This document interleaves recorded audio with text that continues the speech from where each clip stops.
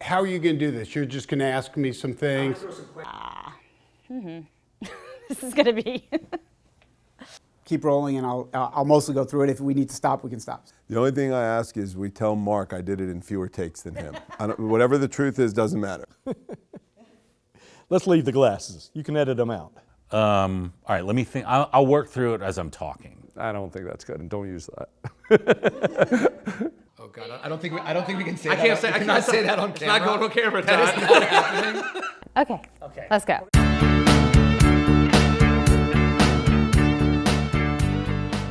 I would describe Matt as passionate, relentless. Courageous. So if I were to describe myself, I'd probably say humble, maybe a little bit of a humble warrior, but other people would probably say Frenetic. Matt is a superstar. Intelligent. Bold, he's sincere, and he's a visionary. Thoughtful. 3 adjectives aren't enough to describe Matt. One word to describe Matt Schulman? Peripatetic. I first met Matt when we were both parents of kindergartners here at Epstein over 12 years ago. So Matt and I had known each other for a few years, but we did start our Epstein journey together as parents. Matt's very magnetic. From the moment you meet him, you just know you want to spend more time with him. I was immediately impressed with his enthusiasm and his desire to help out in any way he could at the school. We started working together really when he was probably an advocate for the different grade levels, and then on the board, and then the executive committee, and then of course working with him as president. And we had an advancement meeting, and Matt came in, 15 minutes late as usual. I'm never late, or I'm very rarely late. Well, he's not always late, and he'll be offended if you say he's always late. He's always in a hurry. I don't think I'm always distracted and moving around. I think I'm pretty chill and can focus when needed. I actually think there was a time where he couldn't find his ball, but he was standing in the woods and he was on a call and sort of practice swinging with the club just so that you thought he was still in it. Right. When I first met Matt, he was like a bull in a china shop. He was aggressive, and he just needed to take care of business immediately. Passing the baton to Matt was one of the easiest things that I did during my presidency, because I knew I was passing it on not to someone who was just ready to be president, but someone who was also ready to take Epstein to the next level. After working with Matt for many years, I would say one of his greatest leadership strengths is in his relationship building. As he continued to grow as a leader, I saw him evolve into someone that sought other people's opinions and that thought more strategically while allowing the other people in the boardroom or in our community to actually execute his vision and his strategic goals.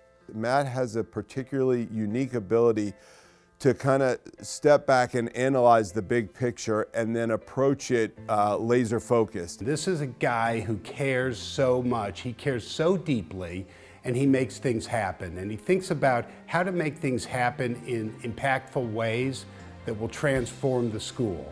And I've seen him do it. He moves very fast, so you got to keep up. Guys, he told me I'm out of here by 4. Can we get out of here already? The primary mission in everything he did was what is best for Epstein, the students, and its community. So anyone who's been around Epstein for the past 10 years has most likely heard the term 20 high. It took a couple of guys with a big idea and a big dream, which included Matt and Brian and Michael, to really pull together their vision for what Epstein could be for the future. I'm not sure where Epstein would be today without 20 High. It's always funny when I hear 20 High, because I remember 20 High before it had a name. I actually remember when it got the name, it was 2018, and someone was like, oh, 20 High, sounds like a good name. At the beginning of my presidency, Matt, Michael Merlin, and Brian Seitz called me with an outrageous idea. So 20 High started with Michael and me over coffee. Shortly thereafter, Brian saying, this is a little bit crazy, but I'm in. We went to Starbucks after one of the many meetings we were at here at Epstein, and there is a napkin, a Starbucks napkin somewhere, where we sketched out what 20 Chi could be, should be, would be. I think I still have it. We were all friends. Brian and Matt had become friends before Matt and I had become friends, but Brian and I have known each other since childhood.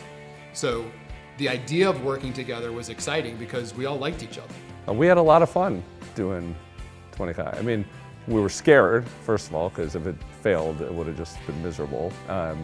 So failure was not an option. They put this pitch together and we presented it to the necessary groups and committees. Among the things that were so important were excellence and affordability as two cornerstones of what we're going to drive the school into a next period of growth. But it set the table and it built a foundation that allowed us to then expand and grow post-COVID. 20 High allowed us to bring in the right resources, meaning invest in our people, invest in training, getting families that may not be able to be at Epstein to come and enjoy our programming. I would guess between the three of us, Matt made a disproportionate amount of phone calls.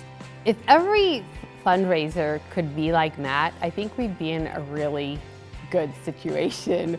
He is relentless. Matt is the best fundraiser I know because you can't say no to him. My best move has been to avoid him. What is Matt Schulman's legacy? I have no doubt that Matt will have many legacies. This is not something that he needs to work on. The way he lives his life is a way of creating legacy.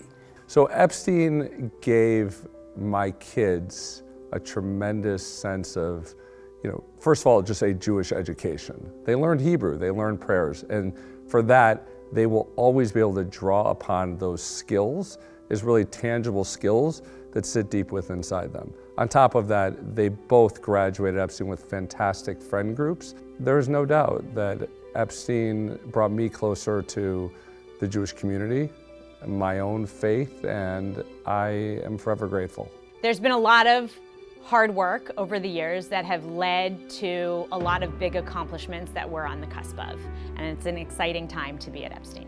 So the Epstein School today is an amazing place that has only gotten better through time. When I think about someday, God willing, being a grandfather, I hope my grandchildren will have the opportunity to enjoy a school as great as the Epstein School. This is a magical place, and Matt Schulman has helped to make the Epstein School magic available for so many people for so many years to come. יחד לב אל לב נפתח ונראה את האור שבשמיים.